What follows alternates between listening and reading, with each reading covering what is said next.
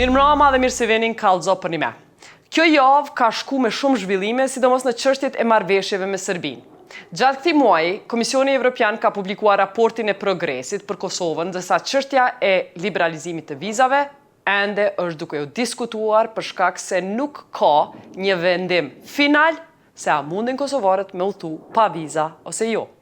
Brenda në Kosovë, tensionet në veriun e vendit na kanë shoqëruar gjatë gjithë kohës, krejt këto zhvillime po jetohen në një kohë kur sytë e botës janë kah Ukraina dhe lufta që po zhvillohet atje. Viola von Cramon është raportuesja për Kosovën në Parlamentin Evropian. Ajo ka qëndruar këto ditë në vizitë në Kosovë dhe sonte do të diskutojmë me te lidhur me këto tema për të marrë përshtypjet që ajo i ka për aktualitetin botror, rajonal e edhe lokal. Biseda me zonjën Viola do të zgjas 40 minuta, ndërsa në pjesën e dytë të këtij emisioni kemi me ndjek një reportazh i cili trajton të drejtat e punëtorëve dhe shkeljet që bëhen nga kafeteritë dhe lokalet e natës. Ms. von Cramon, welcome back to Kosova. Right now, as you are coming here, the most pressing issue in the end of October is the tension about the car plates. How do you suggest this should be resolved? Well, thank you a lot for having me here. I'm not a decision maker here in Kosovo, but I think that the problem is well known. The issue is widely known by all political actors here. I think there are different options on the table. Of course, everyone would like to see an extension of these temporary measures. Whether this is necessary or not depends also on the, let's say, implementation of the measures starting from November 1st on. I think that it would be good to communicate in a proper way why the government thinks that there will be no extension if they decide not to go for a postponement or any extension period.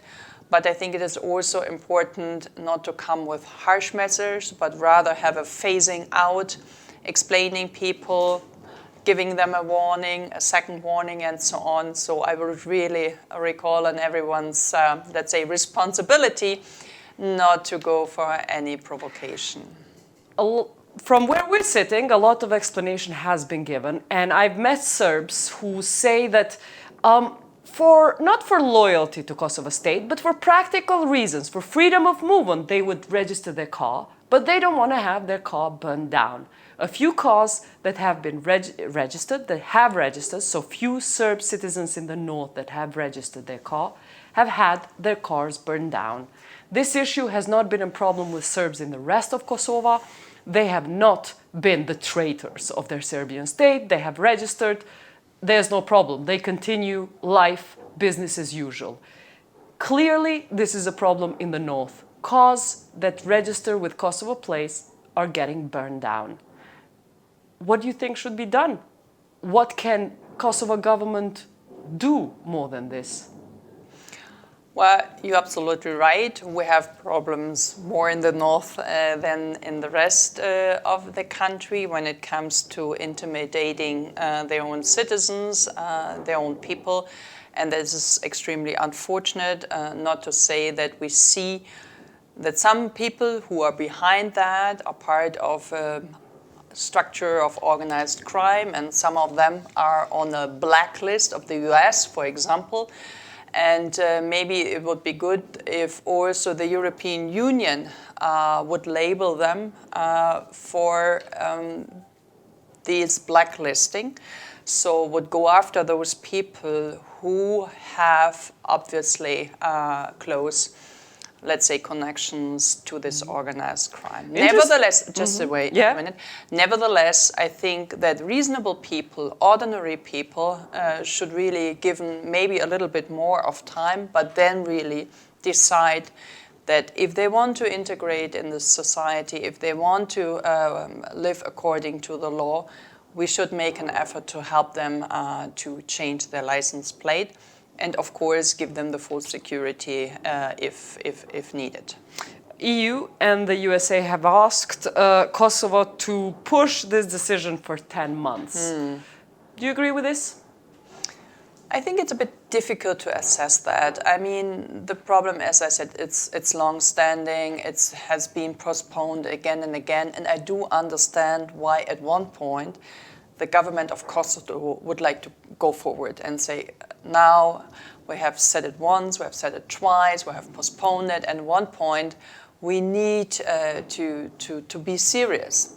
On the other hand, I mean, coming back to the question of pressure on individual citizens, it might be okayish to say, okay, let's prolong it until the end of the year. But what happens in 10 months? Do you understand why 10 months? No, I don't, but I understand that negotiations are going on and that might be easier solutions in the next month, but it's not up to me to decide that.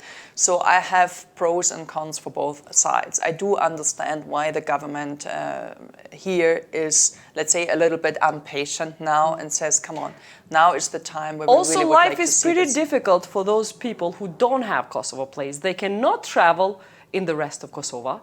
They cannot travel outside of Serbia with those plates. So does the EU and the US, are they asking for this difficult situation for Serbs in the north with a limited freedom of movement to continue?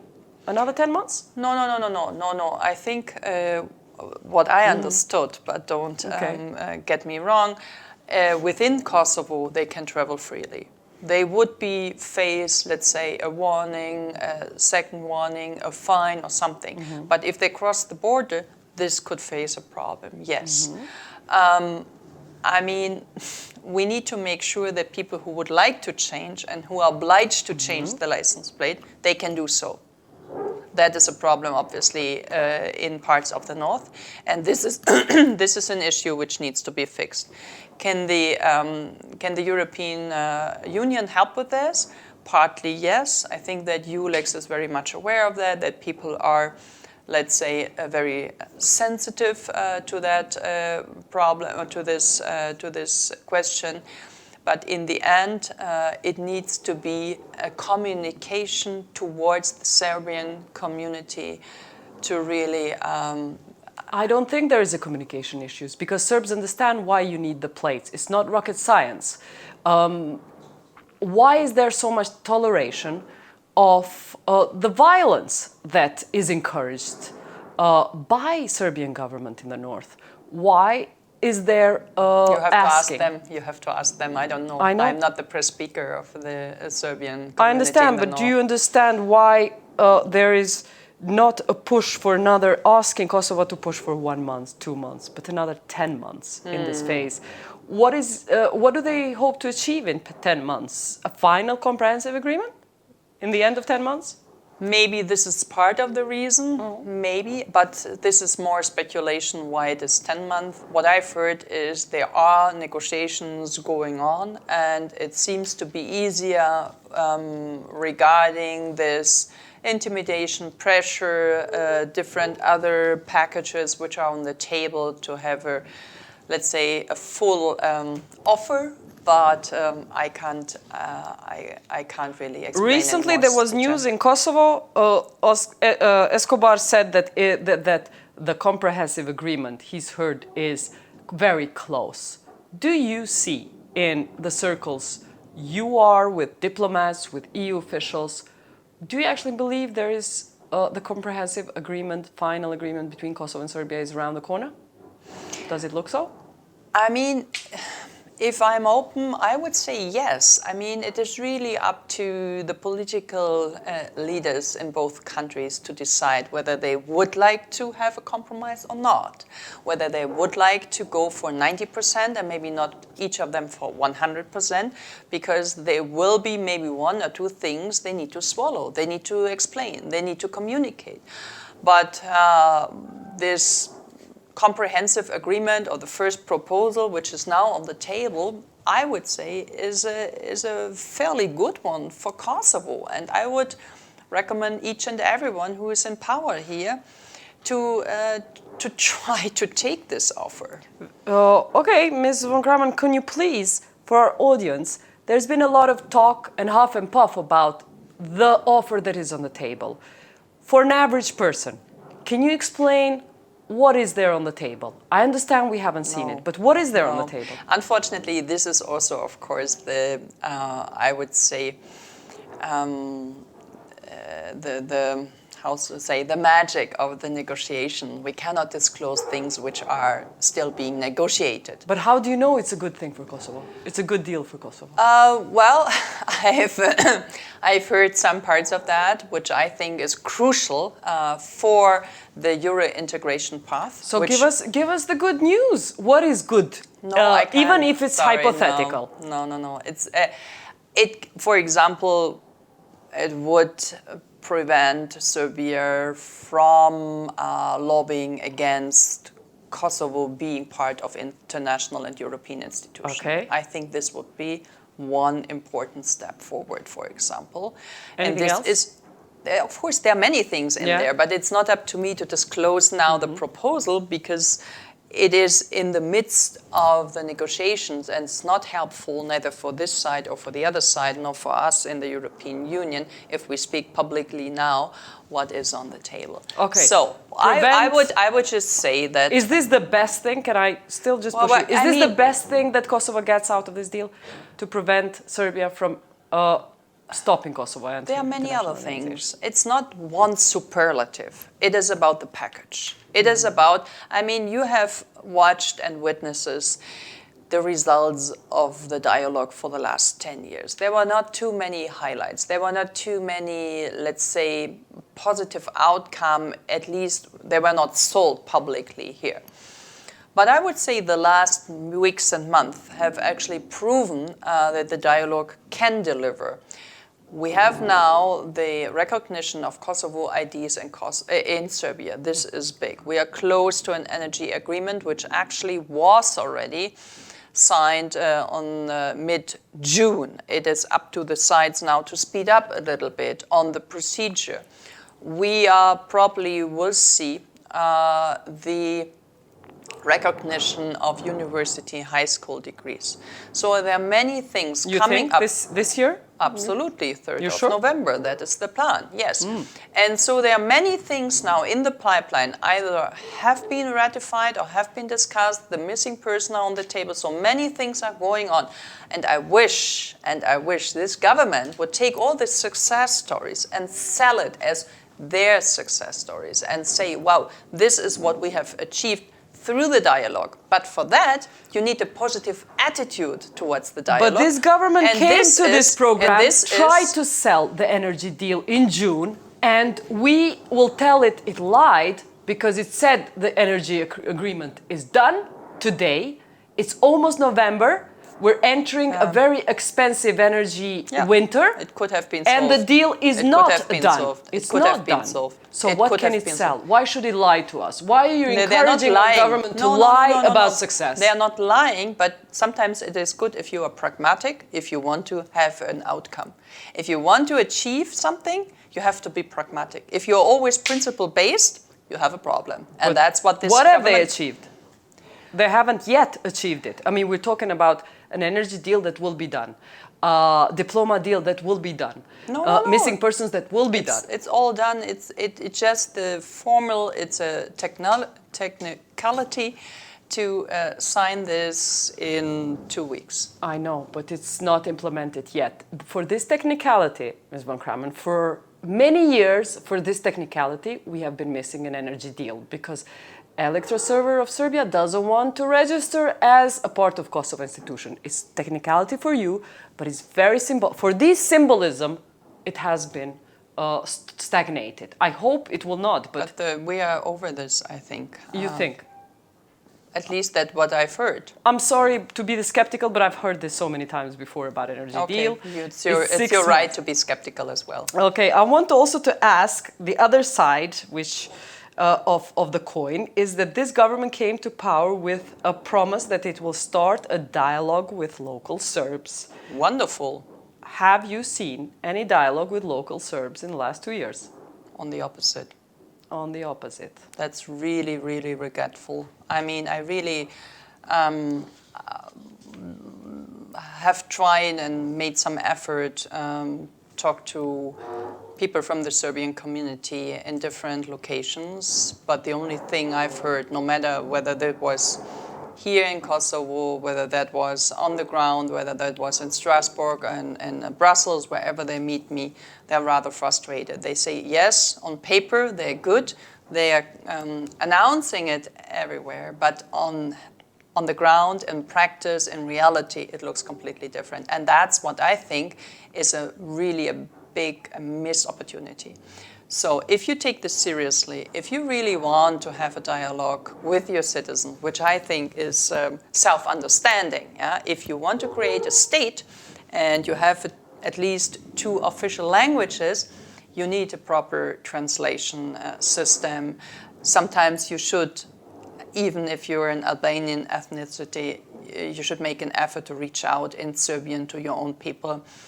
I wish... He does sometimes, the Prime Minister, but not often. There are more people speaking Serbian than the Prime Minister. Mm-hmm. You could also think about other people reaching out in Serbian. Third thing, I mean, we see now the generation who learned Serbian phasing out. We need to give incentives to Serbs to learn Albanian and to Albanian to learn Serbs. I wish we would see educational programs where we have in school bilingual branches where both groups learn both languages, either as a pilot project or as a general mainstreaming policy and so on. I know that Albanians are very, very gifted when it comes to languages. Most of you people, they learn so quickly German, English, whatsoever. So please make an effort and include also Serbian. On the other hand, give Serbs the opportunity to learn Albanian in a more, let's say, low-level way, that they can, or low-burden way, that they can learn it through schools, that they have proper teachers, and this is included into the program.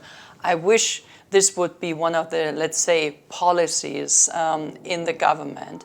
We have seen it in different international institutions. They are warning for this. I mean, if we think about the police, they are joint police teams. If they police do not understand each other, one team doesn't speak Albanian, the other doesn't speak and understand Serbian, so how they're going to communicate in the future, that is it's a real problem. I think it's going to be English.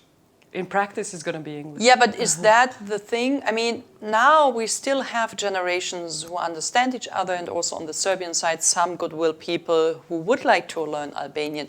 But to make this to a joint project, at least I, if I'm a decision maker, would try to reach out and would try to... It's interesting you're talking about these soft interventions, because when I ask accountability from our government on this question, when I ask them, where's your promise for dialogue with Serbs, they say, oh, we can't publicize it because those Serbs get attacked if they are seen to be talking to us. Do you buy this argument? Partly this is also true, yes. But that's why I think you should prevent this from happening in terms of you have to be more affirmative. You have to approach more often. You have to make an effort to be more credible. Yes, that is a problem. There's also pressure on them. I would not deny this, unfortunately. Yeah, but the more it is important to have a strategy on that, and I think the Prime Minister has improved. I mean, they have improved on translation. They have improved on staff. They have now Serbian speakers in their team. So you see there is a little bit of improvement there, but overall as a government and as, let's say, a reform government, I think they have to do more. I'm interested to know, what is your position or response to the fact that Kosovo is quite wary and resistant to forming the Association of Serbian Municipalities? This is the key issue which international community is pushing Kosovo to do. What is your position on that? I always said it's not one individual, let's say, point which is on the agenda. I mean, there are so many other topics which need to be tackled and implemented and negotiated. Why only this is being taken out? Because this is where Kosovo is expected to compromise. The rest is not being, Kosovo is not being asked more than this, and the Deçani monastery court case. Okay, so that is one, and this is the second. This is what internationals tell us journalists when they see us. These are two things being asked of Kosovo. So first on the association, what do you think about Kosovo's concerns that it can turn to a Republika Srpska one day? I don't see this. You know, I mean, we have a lot of experience with so-called federalization in the Federal Republic of Germany. And we know from other states where you have certain competences on the, let's say, district level. It's not the community level, it's a district level. Of course, this needs to be debated. Whether this needs a new institution, I don't know. Maybe you can just have a more decentralized approach. For example, we have paid 90 million in Ukraine to have a better fiscal structure. They can generate certain taxes. They have more competences on the oblast level, and that was even with the support and with the assistance of the EU. So when it comes to the situation here in Kosovo, I think there are different opportunities how to settle that. Whether this needs an additional, let's say, organization, institution, I'm not so sure. I think what we need to see is But our fear is, as you say to me, we have experience with federalization. You're coming from the Western Europe perspective. I want to tell you about our experience with international community. No, I was not ready. What we, of course, need to prevent from happening this is a complete parallel structure where things are not being under the control of the national government. That's not what we have in mind, and that's not what... I know that's what you had in mind, but you didn't have this in mind as international community when you, in Dayton, when Bosnia was formed. They never imagined that Republika Srpska would be what it did today. Diplomats that used to be in Dayton are today also part of it. And in conversations that we've had with them, say, did you imagine that Republika Srpska in Bosnia would be what it is today? They say, no, we didn't. So what do you say to Kosovars who think, well, international community maybe has the best intention, but they don't understand how Serbia would use this structure? We know it better. We know it, that it will turn into making Kosovo state dysfunctional. You can easily prevent this from happening. What I said before is, if you make sure that you give the Serbs, no matter where they are located, be it in the west, in the south, in the north, give them the feeling that they belong to Kosovo. Make sure they feel not externalized, they feel not exclusive. Make sure that the rights are guaranteed, that they have job opportunities and so on. They're not sidelined. And make sure they learn also Albanian so they can increase the job opportunities and this and that. Make sure that you have a real dialogue, not a fake dialogue. I think things can improve and you can negotiate with them what is needed. If you want to make sure that Belgrade and Vučić are not interfering, you have to make sure you are in the game and you are, let's say, the decisive actor and not somebody from outside. And that is important. Easier said than done, I would say. Pardon me? It sounds great. Easier said than done. It is, of course, easier said than done, but at least we should try to make it happen and not just speak about that. That's what I'm saying. I mean, I go to this area. I've been there yesterday. I talk to the people. I mean, they have certain expectations, but they are not generally anti-Albanian. There is an LDK mayor. He does a perfect job, and he gets 80% of Serbian voters. Come on, so that in which municipality? In Payer and Patch. Yeah. So it is possible. It is possible if you are ready to work with inter-ethnic, let's say, groups. You are rewarded for that politically. And so I'm saying that I'm not advocating for this municipality or the Association of Serbian Municipality, but I'm advocating for a proper form of guaranteeing rights of all the non-majorities here in And you're Kosovo. talking this beyond paper, because Kosovo Exactly. government says, on well, we have the Constitution, it's best perfect. rights. Absolutely. On Okay. Constitution, I mean, in the Constitution, it is better secured than in most of the other states. No, that's for sure. But in practice, you think it's not enough. Exactly. I want to ask you about a key issue which you spoke in the press conference today, but I would like you to explain to our audience what is the timeline looking for visa liberalization? I wish I could give you a proper answer. You know, I mean, I'm almost crying when you Yeah. hear the question, because for me, this is, I mean, there's no sense of not giving this immediately. As said today in the press conference, if you read the last revised assessment or report of the Commission, that says bravo, that says yes. Kosovo has done everything. Everything is implemented on different fronts, on different sections. They have done everything which we have requested. So there is no technical or legal or whatsoever ground for not giving it. So what is it? Do you understand what is it?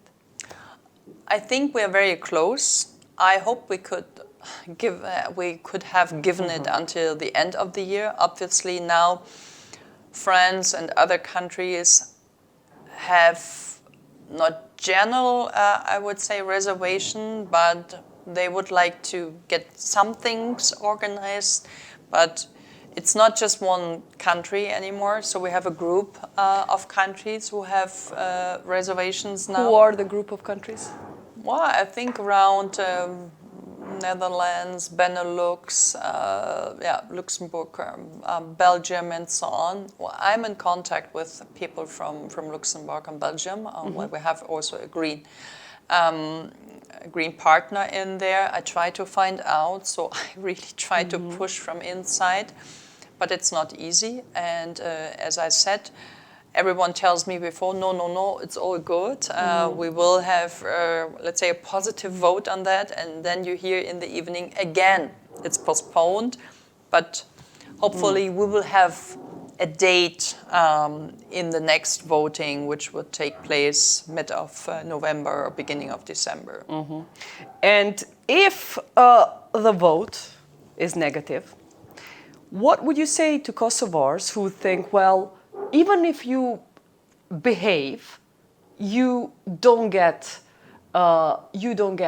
privileges in Europe. So maybe we should be like Serbia, present ourselves as inconvenient, some form of inconvenience. I'm not saying exactly what Serbia does, which is not put sanctions on Russia, trade militarily with Russia.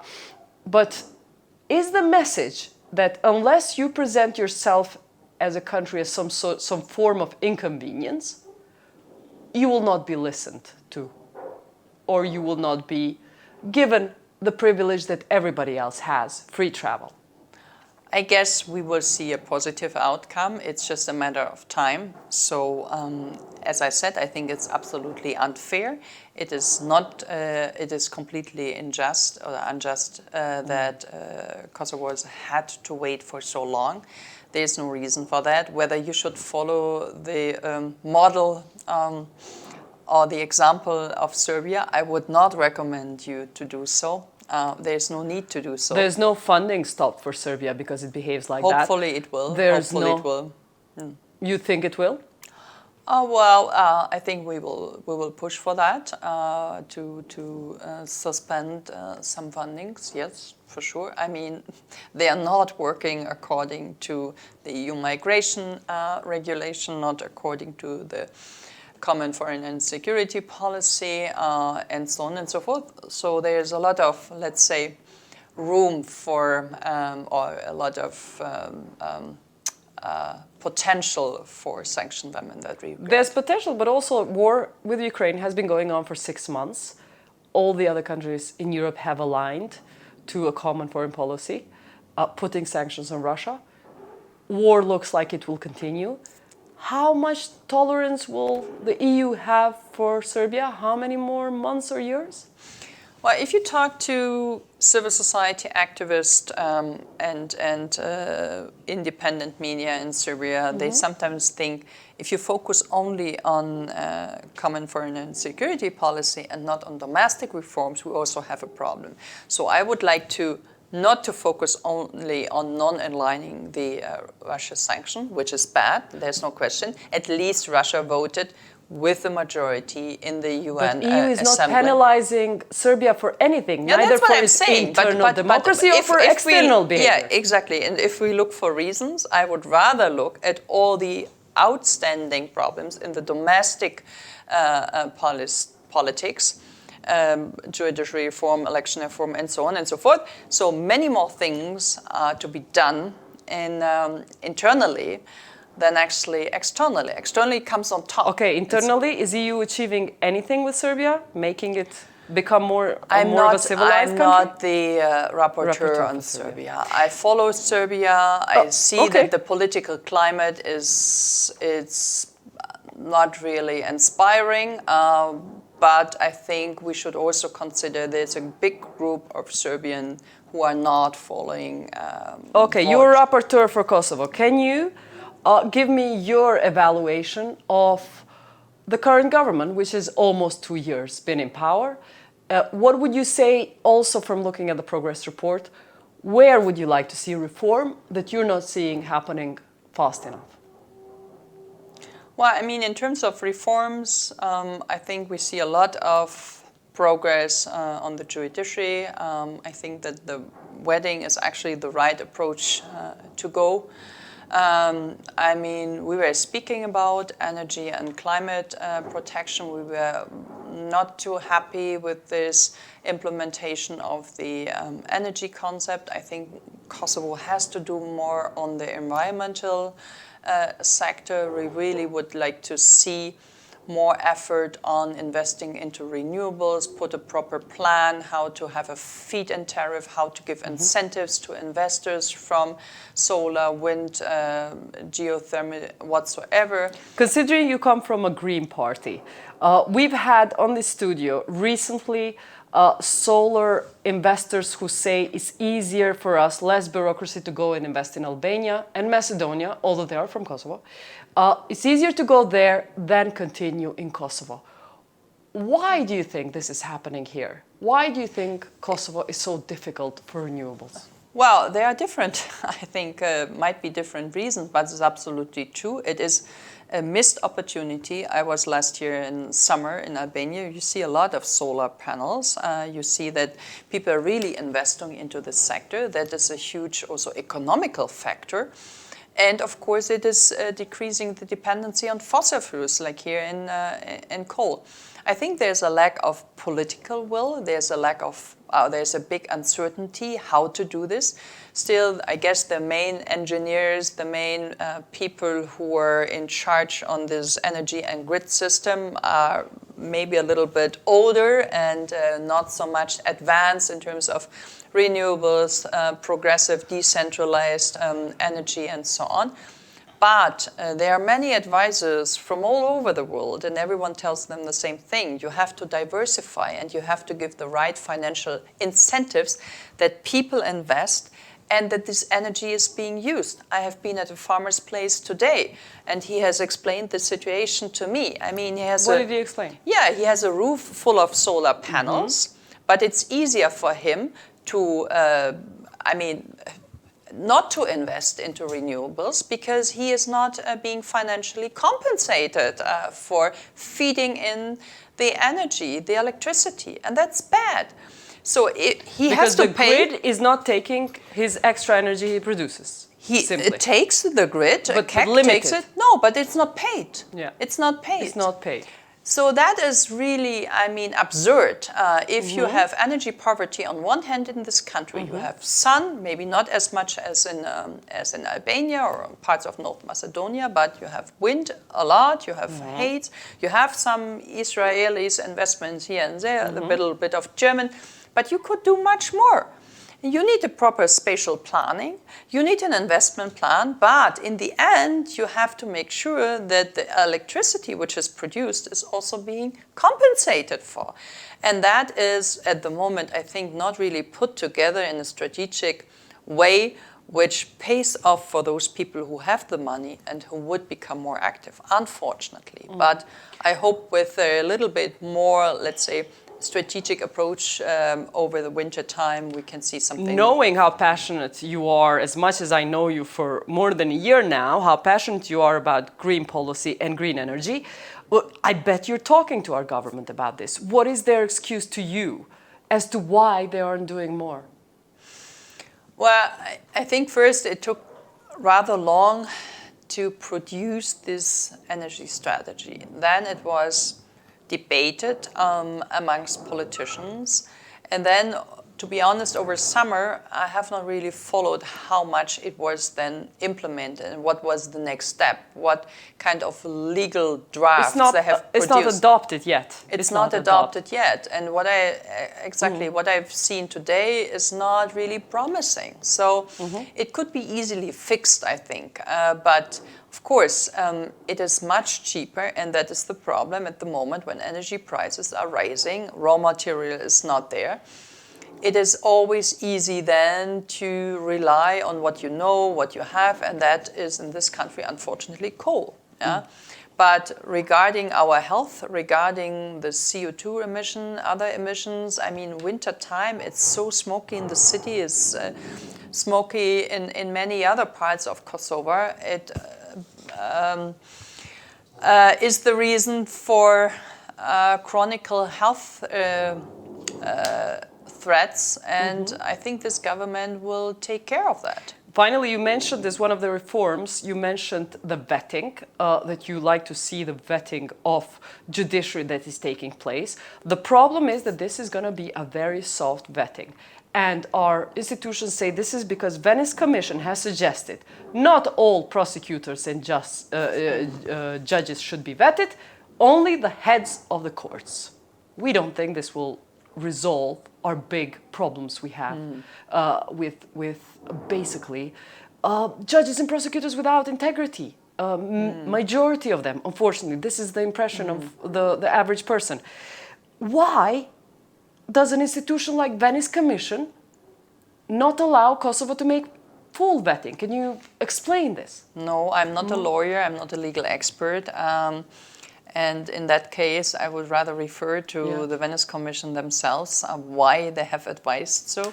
But what they think is too harsh. What we have seen from Albania is that the judiciary system was almost down for a couple of years. So there was no existing court, there were not enough prosecution.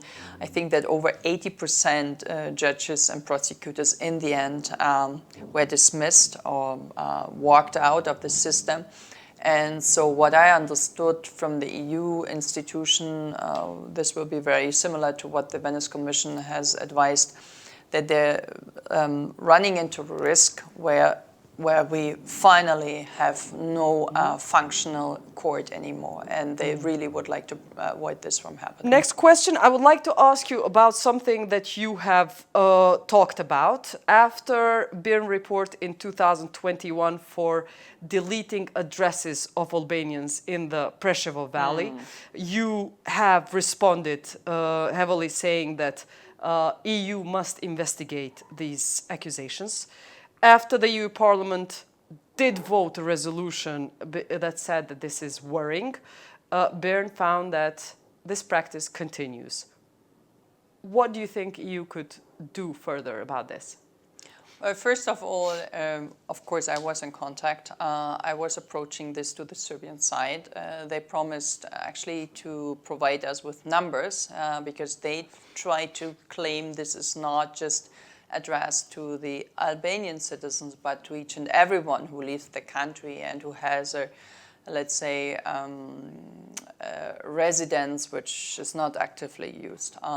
We have other figures, we have other numbers, and now we really need to see and also talk to the EU institution that this will be monitored, that we need to, let's say, quarterly update, that we need to see what happened to those citizens and why this is mostly targeted to Albanian citizens and not to each and everyone in this region. Obviously, this passivization, so-called, is to be done to diminish the number of people in Serbia with an Albanian background, Albanian origin. I think this is absolutely regretful, and I hope that the EU institution will also put this higher on the agenda.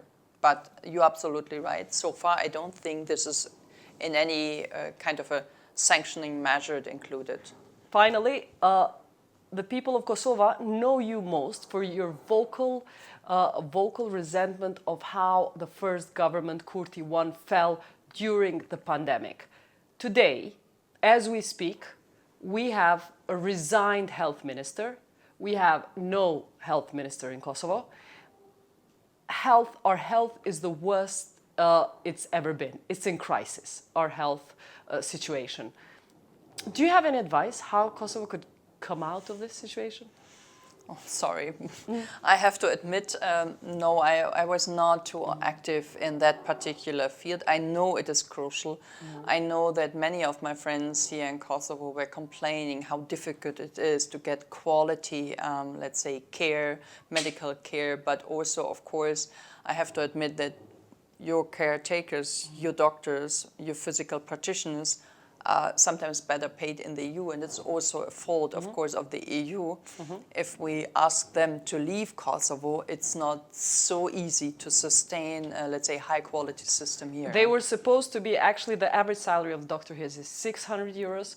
It is very bad compared to a judge, which is over 1,000 euros. But this was all supposed to be resolved with a public administration reform, which was part of the EU Progress report, in terms that Kosovo still hasn't produced that reform which would pay doctors better. Are you given an excuse from our leaders as to why they're stalling on the public administration reform? No, sorry, we have not spoken about that in more detail, but this is absolutely, I mean, we will have a fact-finding mission soon for my report, and this will be definitely one of the topics I will address to them. Thanks very much, Ms. von Cramon, for coming to our show. Shikues nderuar, ishte kjo intervista me Viola von Cramon. Tash po ju lë me reportazhin e përgatitur për të drejtat e punëtorëve dhe trajtimin e raportimeve të cilat I kemi pasur për këtë temë. Sektori gastronomisë llogaritet si njëri nga sektorët më problematik ku të drejtat e punëtorëve shkeljen e evazioni fiskal ndodh nëpër masa gjigande. Një hetim I administratës tatimore të Kosovës I zhvilluar gjatë muajve të verës I ka vendosur në cakt të hetimit këngëtarët dhe DJ-të të cilët punonin gjatë verës pa kontrata të rregullta të punës. Punëtorët të cilët punojnë në këtë sektor pa kontrata të rregullta të punës e po ashtu bizneset të cilat nuk I deklaronin tatimet do inspektohen gjatë këtij operacioni të madh. Inteligjenca e administratës tatimore të Kosovës është një njësi e cila së fundmi ka rritur kapacitetet e saj operacionale në ATK. Kjo njësi ka zhvilluar dhe analizuar deklarimet dhe pasuritë e këngëtarëve të cilët performojnë në diskotekat e vendit. Raportet e kësaj njësie kanë identifikuar pasuri dhe asetet e këtyre këngëtarëve me vlera milionëshe të cilat nuk kanë burimin e saktë të financimit të tyre. Në mes muajve korrekt dhe gusht, ATK ka hartuar një plan të gjerë të kontrollit, I cili synon të identifikojë biznese që nuk I respektojnë rregullat dhe individët që nuk I deklarojnë tatimet. Plani I hartuar është mbajtur konfidencial dhe ndahet me aktorët e hetimit vetëm disa orë para se të nisë implementimi I tij në terren. Hartimi të planit të detajuar I kishte paraprirë një grumbullim I madh informacioneve nga ana e inteligjencës. Të dhënat e grumbulluara nga kjo njësi tregojnë për shmangje dhe shkelje të mëdha, të cilat dalin të jenë të identifikueshme. Këngëtarë të famshëm në Kosovë që ngasin veturat e shtrenjta dhe bëjnë jetë luksoze janë hasur në kontrollet e ATK-së duke kënduar me vetëm 500 euro kompenzim. Administrata tatimore, konform planit punës dhe planit trajtimit të rreziqeve, ka identifikuar një numër të saktuar të veprimtarive, të cilat realisht janë me rrezik të lartë të mospërmbushjes tatimore. Në kuadër të këtij plani, ne kemi evidentuar veçanërisht disa veprimtari të cilat zhvillojnë aktivitetet në mënyrë të shtuar gjatë periudhës së verës. ne kemi kriju një plan operativ për ndërmarrjen e aksioneve në bizneset që zhvillojnë aktivitetin gjatë verës, veçanërisht estradën, këngëtarët, sallat e dasmave, DJ, si dhe diskot. Konform këtij planit, ne do të bëjmë bashkëdyzimin e inspektorëve të kontrollit në operativ, si dhe të inspektorët e hetimeve dhe inspektorët e inteligjencës. Inspektorët e kontrollit do të variojnë varsisht prej rajonit që janë, do të merren nga një rajon tjetër për shkak të eliminimit të subjektivizmit dhe lidhjeve që kanë, dhe veprimet teren do të jenë të drejtë për drejta pa asnjë informacion shtesë të mahershëm për shkak të evidentimit të gjeturave reale që janë në teren. Konkretisht, ne do të startojmë me veprime konkrete në sallat e diskot, pubet e natës, cilat funksionojnë qysh pas orës 11, dhe veprimet tona do të jenë në verifikimin e arkave fiskale, verifikimin nëse lëshojnë kupon fiskal, verifikimin nëse i kanë punëtorët të deklaruar, dhe verifikimin nëse këngëtarët janë të pajisur me kontrata, dhe në përgjithësi me verifikimin e deklarimeve të tyre kundrejt faktikisht paraqitjes gjendjes që e kanë realisht në teren. Zhvillimi i aktiviteteve do të bëhet gjatë periudhës gusht. Gjatë zhvillimit të këtyre aktiviteteve do të na mbështesin edhe policia e Kosovës në momente të caktuara në rast nevoje. Mirë po, në shumicën e rasteve asnjëherë nuk kemi pas nevojë të intervenoj. Mirë po, do të jenë si mbështetës, dhe veprimet tona do konstituojnë në ato që të evidentojmë se cilin prej këtyre tatimpaguesve, cilët realisht analiza e riskut i ka evidentuar si tatimpagues jo korrekt në kryerjen e detyrimeve tatimore, dhe përmes verifikimeve tona të drejtë për drejta që do i bëjmë në gjitha këto veprimtari, në këtë lloj veprimtarie, ne do t'i evidentojmë, do t'i paraqesim, do t'i saktsojmë të gjeturat, dhe pastaj mbi bazën e një përmbledhje që do të bëhet edhe nga divizioni i inteligjencës, mbi bazën e informacioneve shtesë që do të merren nga divizioni i inteligjencës, nga se në kuadër divizionit të inteligjencës kemi një sistem të krijuar i cili mbledh informacione nga gjitha institucionet tjera, dhe bazuar në këto të gjeturat, bazuar në lidhjen e informacioneve që do e bëjë divizioni i inteligjencës, ne pastaj do t'i ndërmarrim edhe veprimet të tjera të vlerësimit të secilit prej këtyre tatimpaguesve. Paraprakisht ne do i japim hapësirë tatimpaguesve që të bëjnë deklarimet e tyre me kohë, do të kenë mundësinë që të bëjnë deklarimet e tyre, dhe nëse ata nuk i bëjnë deklarimet e tyre me kohë dhe sakt kundrejt shitjeve të realizuara, kundrejt shërbimeve të ofruara, atëherë ne normalisht do të bëjmë vlerësimet tona. Dhe vlerësimet tona do konsistojnë në faktet të cilat realisht do i konstatojmë në teren. Në rast të gjetjes eventuale të arkave jo fiskale apo të lëshimit të kuponeve fiskal, në ato raste ne do të marrim përveç procedurave administrative, ne do të marrim masa edhe përmes procedurave penale. Nga se mospajisja me arkë fiskale ose përdorimi i një arke jo fiskale është vepër penale. Kështu që përmes veprimeve që do t'i bëjmë së bashku me Departamentin e Hetimeve Tatimore, unë besoj që do i tregojmë tatimpaguesve që të fillojnë të kryejnë detyrimet e tyre tatimore me kohë dhe të jenë korrekt ndaj ligjit. Nga ky moment, ky plan i veprimit do të kalojë te drejtori i Departamentit Hetimeve Tatimore, i cili së bashku me ekipin e tij do ta zbatojë në teren. Bazuar në të gjeturat që do i konstatoj në teren, realisht ne Divizioni i Hetimeve Tatimore do të krijojë një raport të përgjithshëm, dhe atë raport të përgjithshëm do e shpalos pastaj publikisht. Operacioni synon të identifikojë punëtorë pa kontrate, biznese që nuk i deklarojnë tatimet dhe nuk i regjistrojnë punëtorët ashtu siç e kërkon ligji. Në këtë nismë, detyrat janë të ndara. Drejtimi do të jetë barë hetuesve tatimor dhe ata kanë kompetencë të verifikojnë kontratat dhe të kontrollojnë deklarimet e pasurisë dhe të realizojnë intervista me aktorët, përfshirë bizneset e dyshimta për shmangje dhe mos deklarim të punëtorëve. Krahas hetuesve janë dhe njerëzit e inteligjencës. Ata janë duke ndihmuar operacionin pasi janë infiltruar dhe janë duke ushtirur si klientë në lokalet të cilat janë ca këtij operacioni. Në ndërkohë, inteligjenca ATK-së ka kryer vëzhgime gjatë gjithë muajit. Plani operativ synon të largojë çdo mundësi ndikimi për të realizuar kjo. Inspektorët e komunave të tjera janë thirrur për të realizuar operacionin në Prishtinë. E ata të Prishtinës do dërgohen në komuna të tjera. Mirëmbrëma të gjithëve. Siç e dini, kena një aksion përbashkët me kolegët tonë për ATK-së edhe policia e Kosovës në sistem. Kemi dalë me vizitu një lokal, pak kemi një vëzhgim shkurt, me kështu libra regjistrime, deklarime shto. Policia mundësisht në asiston, domethënë jashtë lokali, kur ka nevojë, domethënë në asiston, nëse s'ka nevojë rrin jashtë. Policia, domethënë kolegët tonë të ATK-së kanë me kështu libra regjistrime këto tjera të komplet. Besoj që kena me kalu mirë, ka me konë rregull, besoj që ka me bashkëpunu për tash të shohë. Nëse keni diçka na pyetje na sen. Në rregull për çka? Jo, muna me vazhdu. Në ndihmë operacionit janë ftuar edhe policia e Kosovës. Specialët do sigurojnë që askush të mos i pengojë inspektorët gjatë kryerjes së kontrolleve. Pas marrës detyrave, jemi nisë me një vizitë në klub natë. Qëllimi i vizitës është verifikimi i punëtorëve, verifikimi i evidencës mbajtjes të librave, lëshimi të puna fiskal.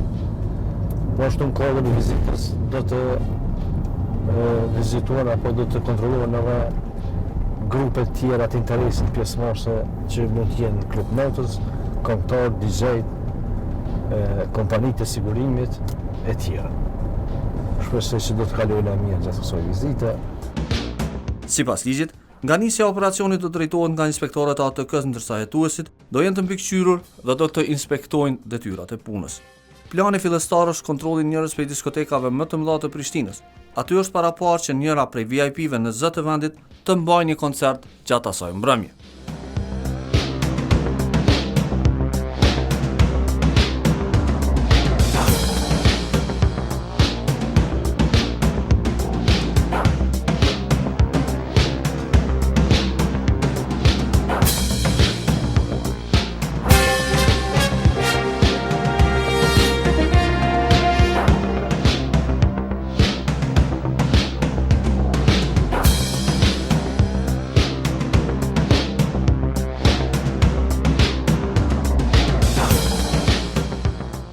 Informacionet dhe pritet janë të sakta, vendi është i mbushur me klient. Në hyrje, biznesi ka vendosur një pagesë për biletat, e cila sillet rreth 15 euro për secilin klient. Siç e don rregulli, në nisje ATK kërkon bilancin nga arkat fiskale. Aty shënohet qarkullimi dhe i tërë aktiviteti i shitjes në cash gjatë asaj dite. Qëllimi i vizitës është vëzhgimi në kurbet e natës, ushqimi të puna fiskal, evidentimi punëtorëve, edhe domane shqyrtimi i grupeve të interesit që janë brenda lokalit, kompanitë të sigurimit, DJ, edhe nëse keni kontash, në një tash marrë dokumentë, kush ai me DJ? Ne nash prezantojmë. Okej. Ma vonë vjen kontroll. Edhe këtë çto domane fokus në shqyrtim. Ja, primero çto shënim në bëj, pa më së shqyrtim, tani po diskutojmë.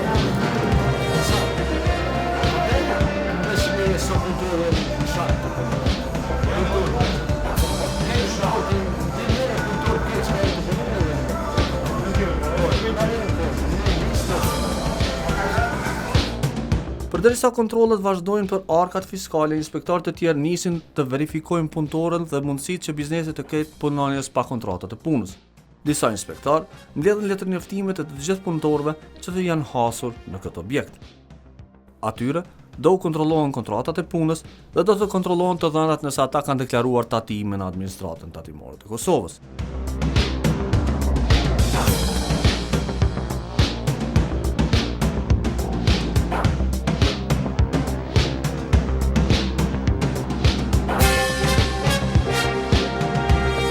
Të dhënat e para nga inspektorët tregojnë për parregullsi në këtë biznes.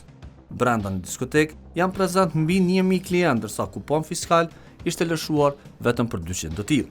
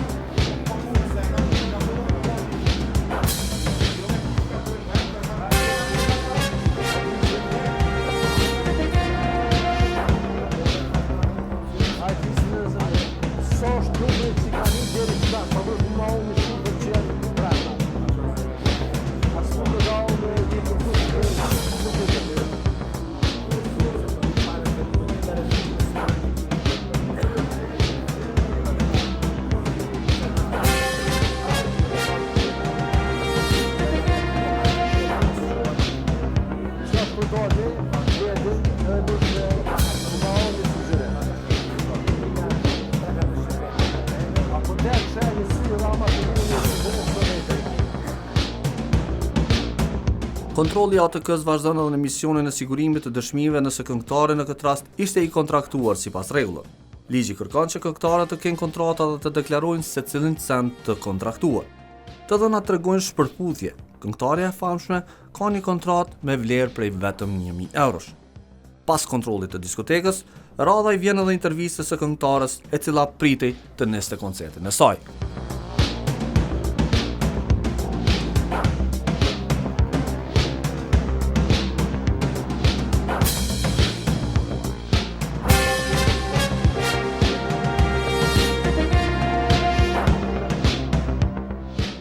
Për rreth 3 orë, inspektorët e ATK-së kanë kontrolluar punëtorët dhe kanë kryer verifikime për shpërputhjen e deklarimeve të diskotekës. Janë konstatuar punëtor të padeklaruar e po ashtu shpërputhje tatimore. Të gjitha këto do të përfundojnë në një raport të ATK-së, i cili si zakonisht përfundon me gjoba konkrete. Është ora 2:20 të mëngjesit, pas përfundimit të vizitës, ne kemi marrë shënimet. Në mund punëtorëve, kemi marrë shënimet për orka fiskale, kemi informatat cilat kemi marrë më herët për disa kupone që ka qenë jo fiskal, për cilat tatim paguesi është njoftuar që do të ndërshkruhet në bazë ligje aktuale në fuqi të administratës tatimore të Kosovës. Mirë po, ne do ta bëjmë edhe një analizë në bazë kapacitetit njerëzve të cilët ishin prezent, listës të rezervuar të cilët nuk janë të obliguar të paguajnë biletën, si dhe po ashtu morëm informatën se vajzat cilat morën pjesë në këtë aheng janë të liruar për biletës, kështu që do të bëjmë një analizë, do marrim listën e rezervuar, vajzat edhe numrin e kuponave fiskal të shumë me kapacitetin cilin e evidentuar tash, do të bëjmë një krahasim se a ka klientë cilët kanë hyrë pa kupona fiskal. Në fund e njoftuam me menaxherin, pronarin e biznesit, që do të njoftohet mbi të gjitha dhe e çorinë gjatë kësaj vizite. Konsiderojmë që është kryer një vizitë e suksesshme, pa probleme, ka qenë kooperimi dhe bashkëpunimi i tyre në nivelin e duhur. Falenderojmë Policinë e Kosovës edhe gjithë aktorët që kanë qenë pjesëmarrës në këtë vizitë të realizuar nga administrata tatimore e Kosovës.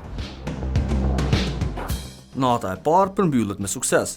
Rezultatet e operacionit të parë shtyn ATK-n që të vazhdojnë me kontrollet e tjera. Disa ditë më vonë një operacion tjetër planifikohet të zhvillohet në një diskotekë tjetër.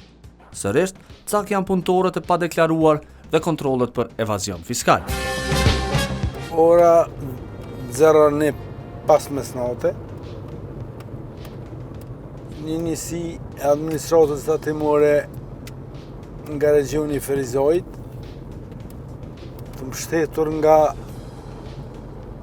hetuesit e njësisë konrojmë shefjes tatimit, jemi duke shkuar në një vizit të një lokal nate, të cilin që një kohë e kemi vëzhgue, i kemi disa dyshime preliminare për mos deklarim të sakt mshefje të shitjes së biletave,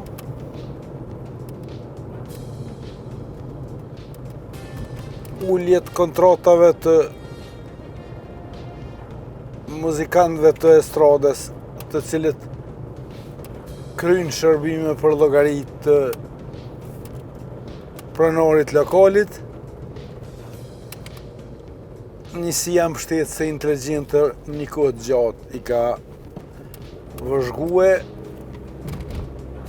realisht askush nuk e din ku po shkojmë, kemi njësit mbështetëse nga stacioni, sipas kërkesës tonë nga stacioni policori numër 4 i Prishtinës, nuk e din edhe ata, nuk e din lokacionin ku kemi shku, vetëm i kemi thirrë për mbështetje të sigurisë fizike tonë. Shpresojmë se kemi me kalu mirë, shpresojmë se do të rrjedh operacioni dhe do të kryhet puna me sukses. Formalisht e kemi njoftuar edhe prokurorin kujdestar, i kemi treguar se me që është një lokal ku kanë qasje dhe publike tjerë, nuk nevojitet ndonjë urnesë e posaçme, sepse nuk është lokal privat, nuk po hymë në prona private, po hymë në një vend publik ku do të gjejmë edhe shumë njerëz të cilët kryjnë ahengje nate. Informacionet preliminare që i kemi ka angazhim shumë të madh të punëtorëve, ndërsa në sistemin tonë të dhonave nuk korespondon, është numri ka diskrepancë të madhe. Ne nuk e dim sakt se punëtorët e angazhuar a janë me kontrata mi vepër, apo është çështje e angazhimit ditor nga punëtorët nga kompanitë e sigurimit, mirë po një dallim shumë i madh i punëtorëve, sepse vërtet do të gjejmë një numër të madh të vizitorëve në këtë lokal natë. Nga ky moment, aksionin e merr në dorë inspektori Ferizajti, i cili koordinon inspektorët e tjerë të këtij rajoni dhe ndan punët dhe detyrat të cilat do të kryen atë natë.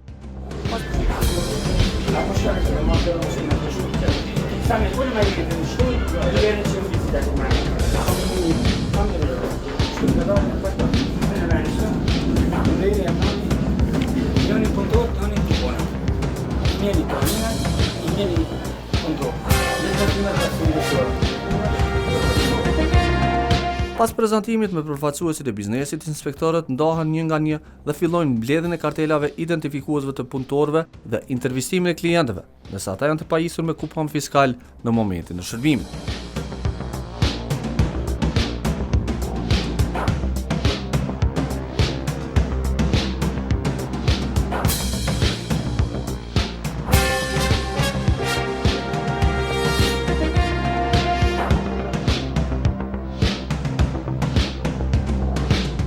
Diskoteka e kontrolluar është njëra nga diskotekat më të mëdha në Prishtinë.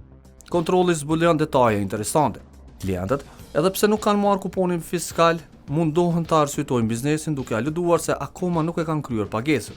Ndërsa sipas rregullave tatimore, kuponi fiskal në raste të tilla duhet të lëshohet në momentin që ofrohet shërbimi.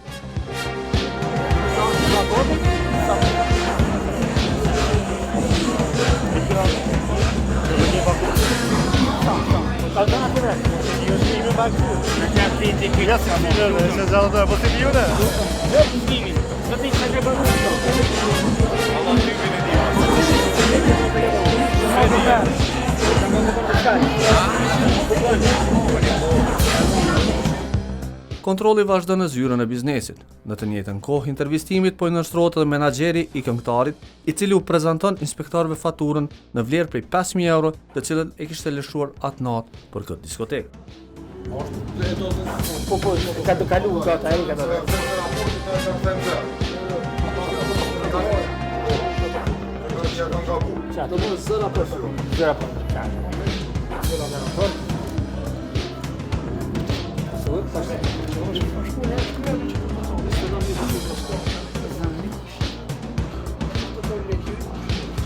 Po, e ka 28%. Da.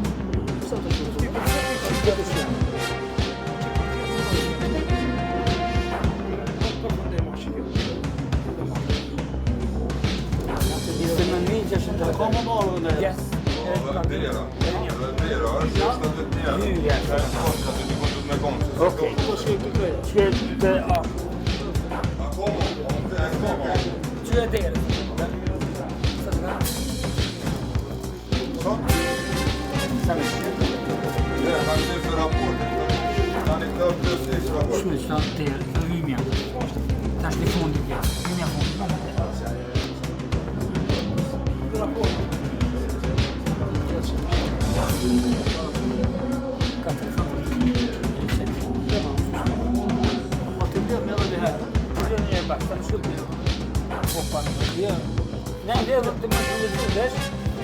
Inspektorët konstatojnë paragullësia në këtë diskotek, mungesa e kuponëve fiskale në tavolina, mos ofrimi i kuponëve fiskale në hyrje të diskotekës, mos deklarimi i punëtorëve janë shkeljet të cilat evidentohen nga inspektorët e ferizajt në kontroll në kësaj diskoteke në Prishtinë.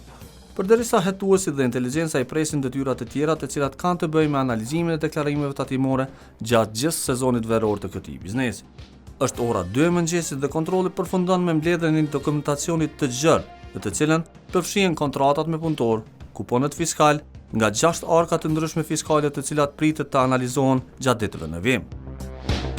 Ora 3 mëngjesit, po sa përfunduam vizitën bashkë me inspektorët ATK-së në mbikëqyrjen e policëve. Mirë kalej, çdo gjë, shënimet e marrura gjatë natës së sontit do i krahasojmë me deklarimet dhe me vëzhgimet të cilat i kemi kryer që një kohë të gjatë tek ky biznes ekonomik. Më detarisht, mbi të gjeturat përfundimtare do të njoftoj. Në 2 diskotekat e Prishtinës, ATK ka zbuluar disa punëtorë pa kontrata ndërsa analizat e hetimeve do zbardhin edhe arsyet e mungesës së deklarimeve. Gjoba dhe ndëshkime pritet të shqiptohen ndaj bizneseve që shkelin rregullat tatimore dhe nuk i respektojnë obligimet që t'i regjistrojnë punëtorët. Është shumë e rëndësishme që në secilin rast kur jeni dëshmitar që të drejtat e punëtorëve po shkelen, duheni mi raportu. Keni vëmendjen që nuk duheni me punu pa kontratë punës. Nuk duhet punoni pa mjete mbrojtëse. Nëse jeni shtatzon nuk guxojnë mi u largu nga puna, e trajtimi juaj duhet me qenë i dinjitetshëm. Nëse këto rregulla apo rregullat e tjera të ligjit të punës shkilen, ju e dini adresën ku duheni me na raportu në kallzo.com. Kaq kishim për sonte, deri në emisionin e radhës, mirëmbëjtje.